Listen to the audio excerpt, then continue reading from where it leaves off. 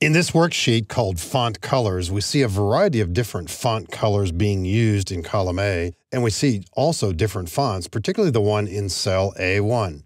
Now, anytime you click on a cell, on the Home tab in the ribbon in the font group, you see the name of the font. This is called Broadway font. Click the drop arrow and we see quite a few others. As I'm sliding over these, we can barely see what's going on in the background, so if we were concerned about choosing a different font, we might first want to hold down Control, zoom in on this a bit. So now as we explore some of these fonts, simply by sliding over them, we can see in the background how they might appear.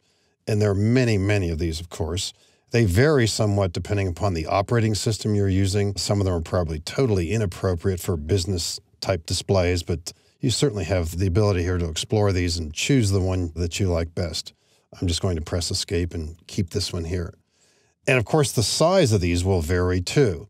And just to the right of the actual font style that's listed is a size. In this case, it's font size 16. And here too, we can explore just by dragging over these. Excel's so-called live preview lets us get a sense of what these will look like. We'll leave it at 16 perhaps. The default font size in Excel is 11, and the font style is called Calibri. This was new in Excel 2007. It was continued into Excel 2010, and now in Excel 2013 as well. The older style was called Arial, and you'll still see a lot of those around too. Not a huge difference in the two, but strangely enough, the Arial 10 often looks bigger than Calibri 11. Arial size 10, these are all of that style, and below Calibri size 11. Now, when you do highlight a group of cells, the font group on the Home tab does show you the name of the font and the size. However, that refers only to the active cell. In other words, cell G3. Now this one here is actually size 12. You may not have seen that at first or recognized it. So be careful when you are highlighting a group of cells. These are not all Calibri 11. If I click the drop arrow for 11 and choose 11 now, they will all be the same, of course. Now, another font that you might have seen from time to time is Times New Roman. That's the native font in Microsoft Word. Occasionally you'll see that as well in Excel worksheets. Notice that there are different colors being used in column A, and again, use that at your discretion. Maybe you might have a scheme in mind here for possibly profits and expenses of different colors, something like that, or just to make the data stand out differently. It's a good idea when using font colors normally to use darker colors.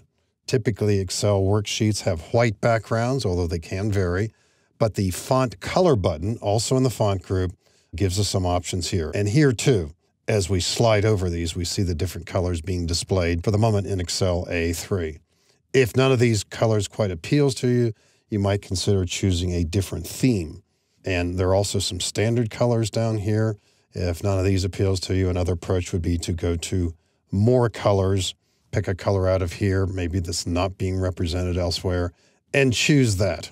That's another option as well too. When it comes to numbers, I think it's a good idea to not add color to them, particularly if they have anything to do with accounting type information. It's pretty much of a convention with accounting data that negative data is either in parentheses and or is red. And I have seen worksheets where people have manually made numbers red.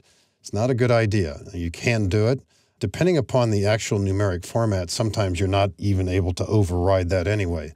But as a general rule, I'd say stay away from changing the color of numbers, particularly in accounting type situations. One other bit of information about fonts, if you do have concerns about printing costs, the one font that does use substantially less ink, and I've been told it's up to 20% less, is a font called Century Gothic, and I'm about to use it on these cells right here. Here's the font choice. And in this list here, Century Gothic. And you'll see as soon as it gets applied how the text looks thinner. Now, these are Century Gothic too, but they also happen to be bold, so it possibly will make them not bold. And keep in mind that making these bold at different times does change the look of it as well. So that's called Century Gothic. And so there are quite a few different choices here, all available on the font group within the Home tab, changing the font style, the font size, the font color, possibly adding bold as needed.